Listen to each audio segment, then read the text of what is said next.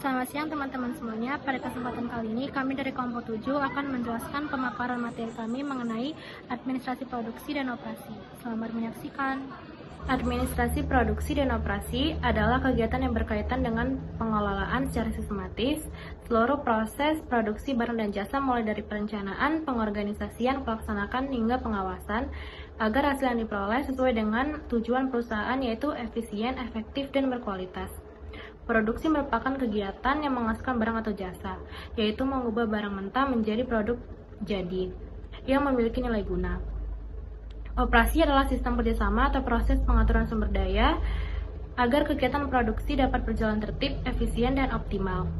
Dan keduanya saling berkaitan dan tidak dapat dipisahkan karena produksi membutuhkan sistem operasi yang baik untuk mencapai hasil yang maksimal. Oleh sebab itu, keduanya digabung menjadi satu bidang dan disebut administrasi produksi dan operasi. Pada kesempatan kali ini saya akan menjelaskan tentang tujuan dan fungsi utama administrasi produksi dan operasi yang merupakan bagian penting dalam menjaga efisiensi dan kualitas di dalam suatu perusahaan. Oke, di sini saya bakal menjelaskan tujuan utamanya terlebih dahulu. Tujuan utama administrasi produksi dan operasi adalah untuk memastikan seluruh kegiatan produksi berjalan secara efektif dan efisien. Artinya, setiap proses harus mampu menghasilkan output terbaik dengan biaya dan waktu yang seimbang. Ada beberapa tujuan utamanya, yaitu pertama, menjamin efisiensi produksi agar tidak ada pemborosan waktu, tenaga, dan biaya. Kedua, memanfaatkan sumber daya secara optimal, termasuk bahan baku, tenaga kerja, dan peralatan. Ketiga, menjaga kualitas hasil produksi agar sesuai dengan standar yang telah ditetapkan. Keempat, meningkatkan produktivitas tenaga kerja agar karyawan dapat bekerja lebih fokus, termotivasi, dan menghasilkan kinerja maksimal. Dan yang paling penting, kelima, mewujudkan kepuasan pelanggan melalui produk dan layanan yang berkualitas serta sesuai dengan kebutuhan pasar. Jadi, secara singkat, semua tujuan ini berfokus untuk menghasilkan output terbaik dengan penggunaan sumber daya seefisien mungkin demi kepuasan pelanggan. Oke, sekarang saya akan menjelaskan fungsi utama administrasi produksi dan operasi. Untuk mencapai tujuan tersebut, administrasi, produksi, dan operasi dijalankan melalui 4 fungsi utama, yaitu pertama, perencanaan untuk menetapkan sasaran dan strategi agar kegiatan produksi memiliki arah yang jelas. Kedua, pengorganisasian, yaitu membagi tugas dan tanggung jawab agar pekerjaan berjalan efektif dan terkoordinasi. Ketiga, pengarahan untuk memotivasi dan membimbing karyawan agar bekerja sesuai rencana yang telah ditetapkan. Dan yang keempat, pengendalian untuk melakukan evaluasi hasil kerja serta perbaikan bila ditemukan penyimpangan dari rencana. Jadi kesimpulannya, administrasi produksi dan operasi saling berkaitan erat. Tujuan memberikan arah yang ingin dicapai, sedangkan fungsi memberikan langkah nyata untuk mewujudkannya.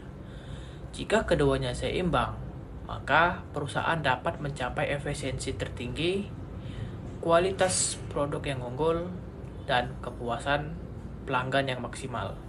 Dalam administrasi produksi dan operasi, ada yang namanya proses produksi. Untuk tahap proses produksi sendiri terbagi menjadi 5 bagian. Yang pertama adalah perencanaan atau planning, menentukan produk yang akan dibuat, jumlah produksi, serta kebutuhan tenaga kerja, mesin, dan bahan baku. Tahap ini bertujuan agar proses produksi berjalan secara efisien, terarah, dan sesuai target perusahaan. Yang kedua adalah pengarahan atau routing, menetapkan jalur atau urutan kerja yang harus dilalui bahan baku hingga menjadi produk jadi. Routing membantu memastikan setiap kegiatan produksi berjalan dengan alur yang jelas dan juga sistematis. Yang ketiga adalah penjadwalan atau scheduling, menentukan waktu mulai dan selesai setiap kegiatan produksi agar seluruh proses berlangsung tepat waktu. Tahapan ini penting untuk mencegah keterlambatan dan menjaga keseimbangan beban kerja antar bagian.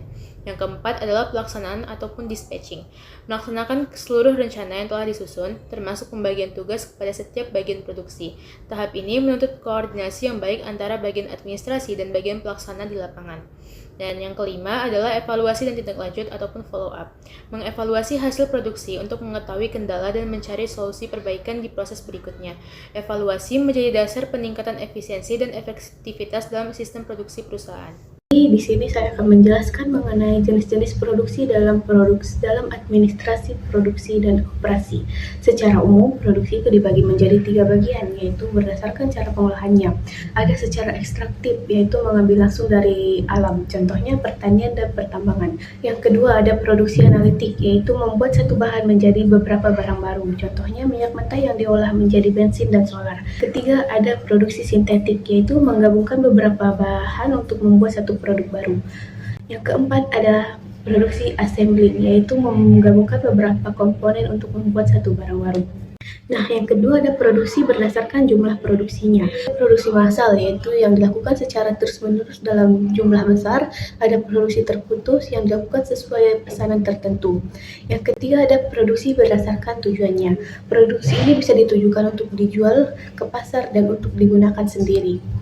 Intinya, dengan mengetahui jenis-jenis produksi ini, perusahaan dapat lebih mudah menentukan sistem kerja yang efisien dan sesuai kebutuhan mereka. Faktor-faktor administrasi produksi dan operasi. Yang pertama ada sumber daya manusia. SDM jadi unsur utama dalam pelaksanaan kegiatan produksi dan operasi. Dalam konteks administrasi, perannya mencakup pembagian tugas, penyusunan jadwal kerja, pelatihan karyawan, serta evaluasi kinerja. Yang kedua ada sumber daya alam. Administrasi juga memiliki tanggung jawab dalam pengelolaan bahan baku, mulai dari pencatatan, penyimpanan, hingga penggunaannya. Yang ketiga ada teknologi dan sistem informasi. Penggunaan sistem digital seperti aplikasi pencatatan, barcode, dan barang elektronik lainnya membantu meningkatkan ketepatan serta efisiensi dalam kerja administrasi. Yang keempat, lingkungan kerja dan kebijakan organisasi. Lingkungan kerja yang teratur serta kebijakan organisasi yang jelas mendukung kelancaran operasional. Administrasi berperan dalam menyusun dan menerapkan prosedur kerja atau SOP.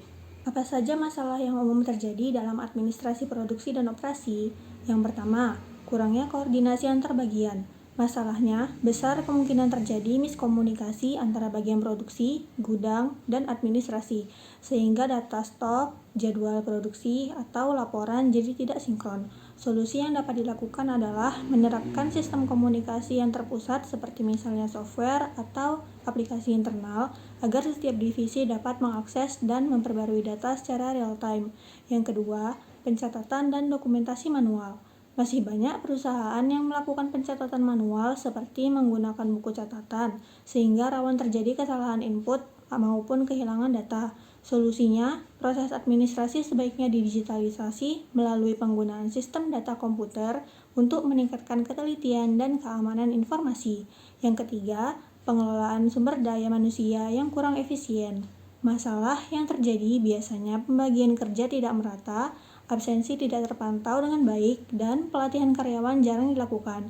Solusi yang dapat dilakukan adalah perusahaan dapat menerapkan sistem absensi digital, membuat jadwal kerja yang proporsional, dan menyelenggarakan pelatihan secara berkala guna meningkatkan produktivitas dan kemampuan kerja. Aku mengambil kasus nyatanya itu di penerapan sistem produksi di PT Toyota Motor Manufacturing Indonesia. Jadi Toyota ini suatu perusahaan otomotif terbesar di dunia dan juga berperan juga di Indonesia. Dan di mana dalam kegiatan produksi ini Toyota dikenal berhasil menerapkan administrasi produksi dan operasi yang sangat efektif. Nah, di pabrik Toyota Indonesia ini mereka sistemnya digunakan secara lean manufacturing, yaitu untuk menghilangkan pemborosan yang dimana agar lebih hemat, seperti kayak minyak. Terus juga membuat proses lebih cepat, efisien, serta berkualitas. Nah, dengan sistem ini Toyota itu bisa menghemat biaya, terus menjaga suatu kualitas dalam Toyota ataupun kualitas seperti mobil, kereta, dan lain-lain, dan mempercepat waktu produksi tanpa mengurangi standar mutu. Nah, jadi kesimpulannya ini ialah Toyota Indonesia menjadi contoh nyata keberhasilan administrasi produksi dan operasi yang perencanaan dengan baik, yang dimana melalui prinsip just in time, kaizen, dan quality control, perusahaan ini mampu menghasilkan mobil-mobil ataupun kereta-kereta yang berkualitas dengan proses yang efisien dan minim pemborosan. Jadi lebih worth it, lebih kayak murah dan hemat.